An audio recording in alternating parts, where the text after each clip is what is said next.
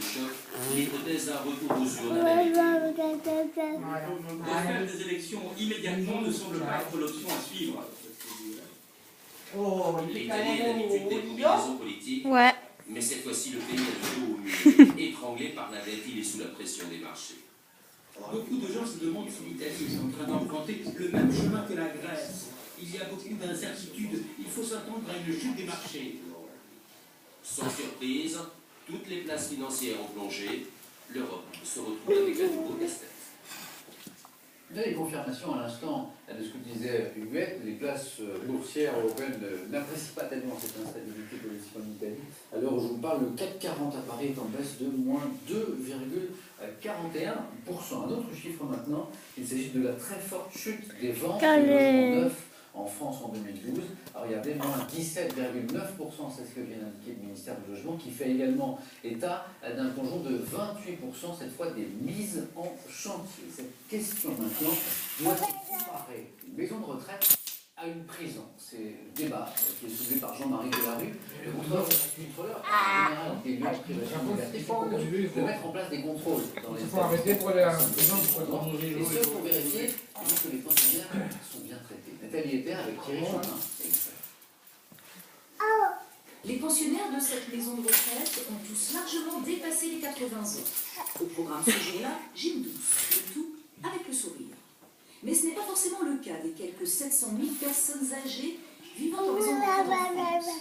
Car on rentre dans ce type d'établissement souvent pour le restant de ses jours, pas toujours en bonne santé, et il est donc en quelque sorte privé de certains droits. Les personnes âgées sont en situation de dépendance, qu'on le veuille ou non, dans ces établissements. Pas seulement dépendantes physiquement, elles sont dépendantes des gens qui s'occupent d'elles. Et par conséquent, il faut qu'on soit attentif à leurs besoins, à la manière dont ça se traite, au risque peut-être quelquefois de gestes d'impatience. Voire de maltraitance dans certains cas.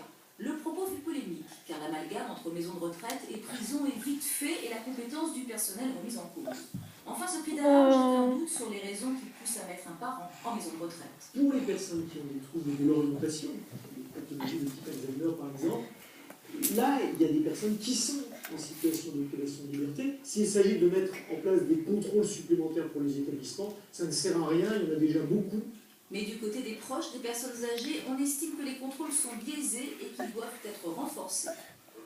Ce que l'on regrette, c'est que lorsqu'il y a des signalements par les familles, par des associations comme les nôtres, de maltraitance, eh bien, généralement, les organismes de tutelle préviennent de leur visite. C'est comme si vous disiez, il y a un gendarme qui va être là, donc ralentissez votre vitesse. Mais là où tout le monde semble d'accord, c'est sur le manque de moyens dans les maisons de retraite, pas assez de personnel pour encadrer, organiser des activités, et donc par là même laisser aux pensionnaires un espace de liberté. Encore avec la chute